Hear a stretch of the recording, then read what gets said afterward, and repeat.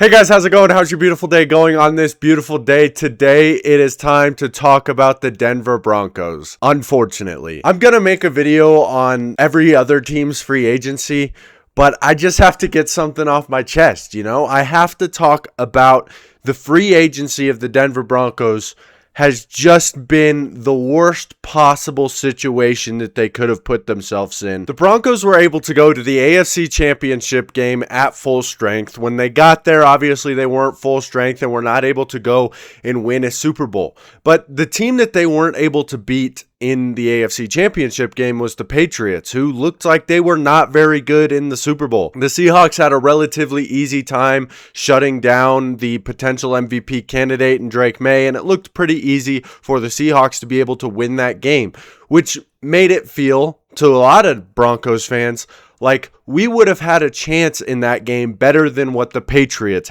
would have had. I think there was a sense of complacency that the organization went into, thinking that they could have beat Seattle, thinking that this team was going to be good enough this season. And here's the thing. I do think that Denver would have beaten the Patriots. In that game, Bo would have been able to run that offense a lot better. If it doesn't start snowing, I even think that Denver is able to squeak out that game the way it was going.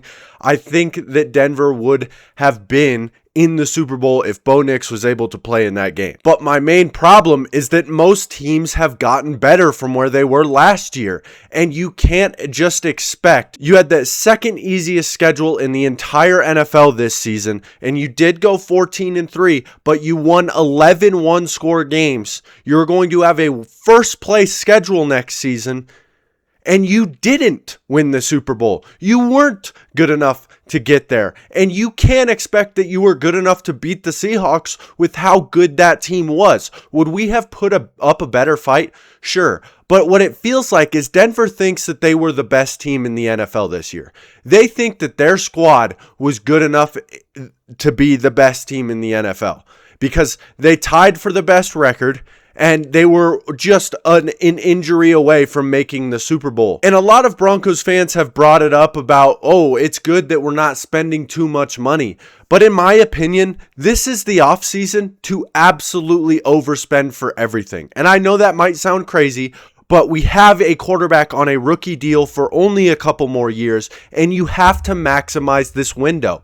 If you are going to overpay and have a big problem with money, it should be now. Make sure that this is the time where you maximize the talent on the team. It's not only going to help the development of your young quarterback because he's going to be able to have all these weapons to go to help him feel more comfortable when he's out on the field. The best way to help a young quarterback is to create a situation in which he feels safe. CJ Stroud, in his first year of his career, he felt safe. The offensive line was okay, but he had great wide receivers, he had a decent run game, and he was able to feel safe in the pocket. That was one of the best rookie seasons we've ever seen from a quarterback. We see the next season and the next season after that, the offensive line continues to get worse. The weapons continue to get injured. And what happens to CJ Stroud? He continues to deteriorate. Josh Allen at the beginning of his career, the infrastructure of his team was pretty terrible for the first two seasons. Was Josh Allen bad? Of course he was. But what did they do? They went and got Stephon Diggs. They got Dion Dawkins. They got this offensive line to be more bolstered in front of Josh Allen. It revolutionized Josh Allen's career. With Bo Nix so far, they have done absolutely nothing in this offseason. They didn't go get a reliable running back. And here's my problem with J.K. Dobbins. I love him as a player. I think that he is so talented. Like, he could genuinely be a top five. He's a top five in terms of production at the running back position when he plays. That's how talented he is. But you can't rely on a guy who has never finished his career and think that you can just not care about filling out the position. If you were going to re-sign J.K. Dobbins, then you should also re-sign another relatively established back that can be your backup option if J.K. Dobbins doesn't work. Because we saw last year that R.J. Harvey is just not a great backup option. He's not very amazing. And Jaleel McLaughlin, although very explosive, he's also not the option for a down-to-down runner. And you went into this offseason and didn't bolster that room at all when this was a major running back class. You had Travis Etienne, who we've heard a lot of reports about Denver was in the running, but Travis wanted to be in Louisiana, so he picked them. So that's one situation where I'll give Denver the pass. But with Kenneth Walker, they heard a price tag that was a little higher than they expected it to be, and they got scared. They got scared and were like, no, we're not. Oh, no, we don't want to pay that. And that's just absolutely ridiculous to me. This is the time where you go and get the top free agents. You got rid of all this cap space. Even before free agency, you restructured Quinn Minor's contract to give yourself more money. Recently, you also restructured Jonathan Cooper's contract to give yourself more money. And you did all of that for absolutely no reason, because you've still made zero moves. Not a single outside signing. And this team is worse than it was last year because you lost John Franklin Myers. You cut Dre Greenlaw for whatever dumbass reason. If you were going to re-sign J.K. Dobbins, why would you cut Dre Greenlaw? And why would you ever re-sign Alex Singleton? He has been the single most important reason to why this defense is not one of the best in the NFL.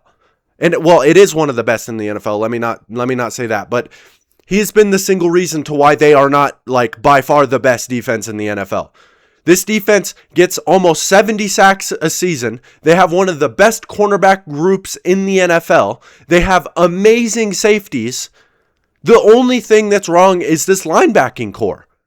And you cut Dre Greenlaw and signed Alex Singleton? If you were going to cut Dre Greenlaw because of his fact that he has injuries and things, and because he said that the playbook was like learning Chinese, so it was really hard for him to get used to the playbook, I would understand. But then don't re-sign Alex Singleton and put all your assets into Devin Lloyd.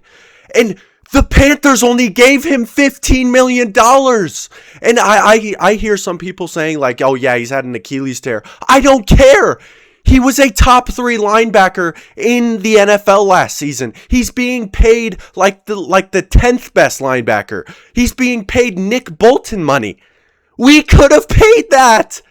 We had everything to pay that. And Devin Lloyd is everything that the Denver Broncos defense need. They need somebody who's good at turning the ball over. Devin Lloyd was one of the best players in the NFL at turning the ball over last season. We need a linebacker who can cover. Devin Lloyd was by far the best coverage linebacker. Like, he was an all-pro. Like, I don't understand the thought process by not being able to muster up $15 million for Devin Lloyd. That price was too high to possibly put together the best defense in the entire NFL. You couldn't put together $15 million for Devin Lloyd.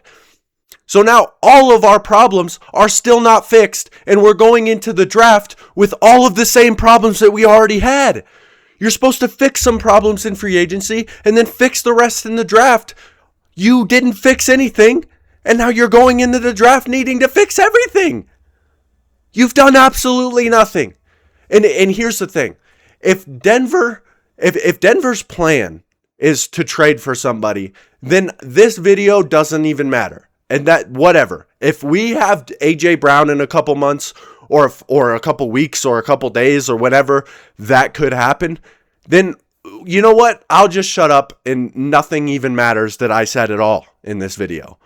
But it is absolutely ridiculous the way that it seems that the Broncos organization feels that they are good enough to go into next season with technically a worse squad and expect to be as good as you were last year, with now a first place schedule and every other team getting better. The Chiefs have now got Kenneth Walker and have got better. The Chargers have signed some people in their interior offensive line. I think they could be better. And obviously, Joe Alt and Rashawn Slater will be back. So they will be a better unit next year. And the Raiders have kind of stocked up on their defensive side of the ball. Like, the Raiders defense looks like it might be pretty decent next year. We'll have to actually see the unit before we say anything for sure. But it looks like it's going to be a really good unit. I don't understand the complacency. I've never never seen complacency as in the NFL specifically as something that you can do. Even if you win the Super Bowl, like the Seahawks even winning the Super Bowl and staying complacent, I don't think is the best idea,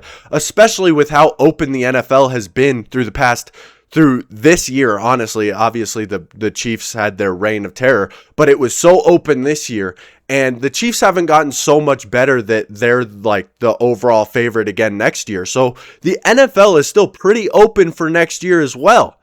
You have to take advantage of this. You have to get better. You can't just stay complacent where you are because everybody else is getting better. And you think, sorry, my voice is going, you think that you were good enough last season to win the Super Bowl. The complacency is just absolutely baffling for me. I don't understand it. I don't know why we're doing it. It's been absolutely the worst possible free agency I could have imagined. And the fact of the matter is it makes the Bo Nix injury so much worse because we actually did have a chance last season. When we lost that game against the Patriots, my original thought was, yeah, dang, sucks. Like, obviously, sucks. My quarterback was hurt. Sucks. We would have had a chance. But we're super young. We're getting more money. And this free agency is going to be big for us because we're going to get a lot better. This team can get so much better.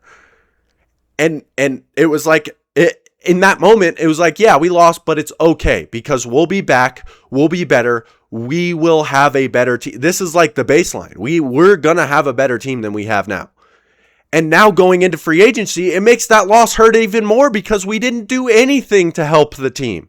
We didn't do anything to get better. We're the same team that we were last season, and that is not going to be good enough again.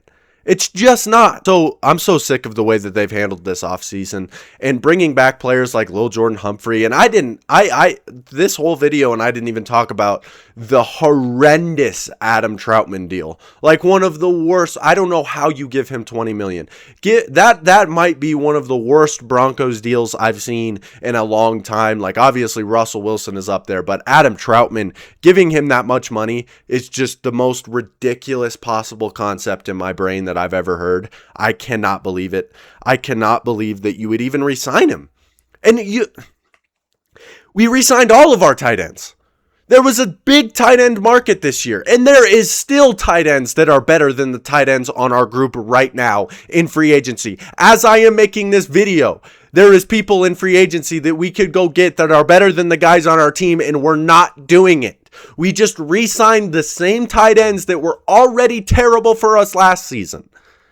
I don't understand the direction that we're going. We're re-signing all the same people and expecting to be as good as we were.